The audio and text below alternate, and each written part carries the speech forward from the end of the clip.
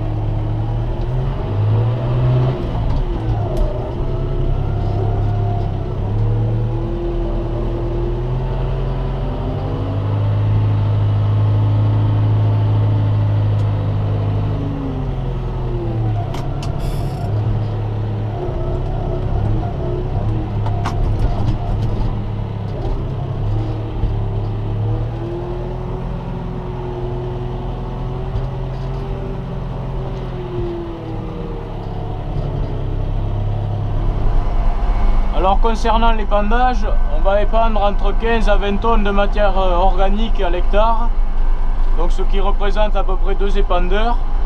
Alors on va le répandre sur 3 parcelles. Alors la première parcelle c'est une vieille parcelle qui était en prairie naturelle qu'on veut remettre en culture, donc là ce sera du sorgho qui sera semé au mois de mai. Et sur 2 autres parcelles, c'est les 2 parcelles qu'on avait semées en colza fourragé au mois d'août, donc qui avait fait l'objet d'une vidéo. Alors ces 2 parcelles seront semées en prairie avec peut-être une céréale de printemps.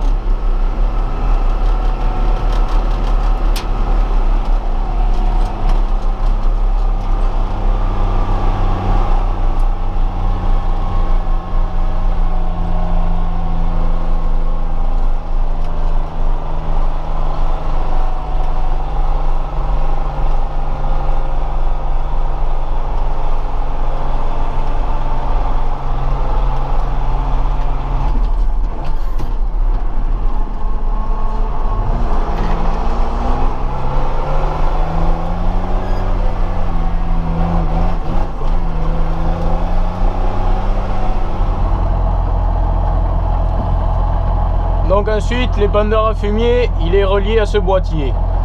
Alors premièrement allumer le boîtier. Ensuite cet épandeur il est équipé d'une porte pour éviter que le fumier se répande sur la route. Alors généralement ce sont les gros épandeurs qui en sont équipés, tous n'en sont pas équipés. Donc bien sûr pour pouvoir épandre il faut lever la porte. Ah oui j'ai oublié un truc, mettre la prise de force en route c'est mieux.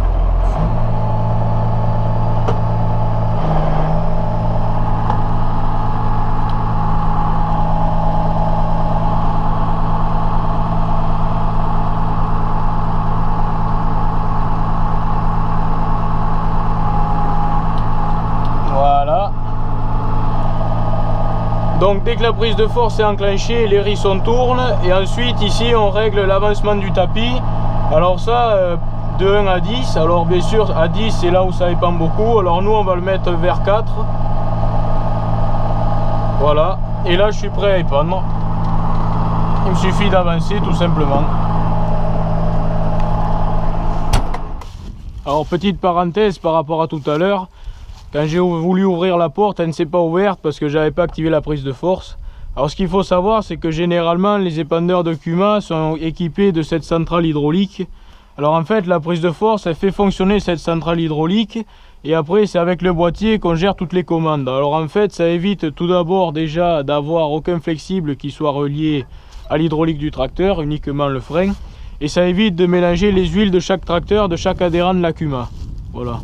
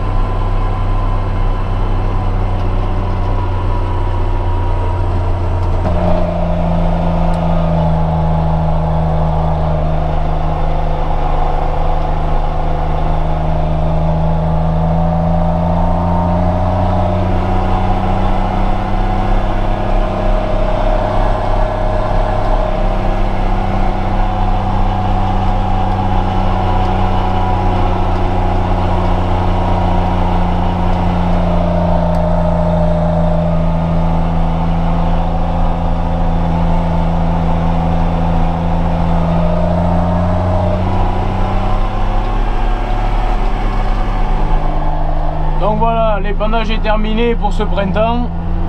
Donc maintenant un bon graissage de l'épandeur, il faudra ensuite le ramener à l'hangar de la Cuma. Donc ça je vous le montre pas, de toute façon l'entretien du matériel fait déjà l'objet d'une vidéo que je mettrai le lien dans la description pour ceux qui ne l'ont pas vu. Allez, je vous dis à la prochaine, salut!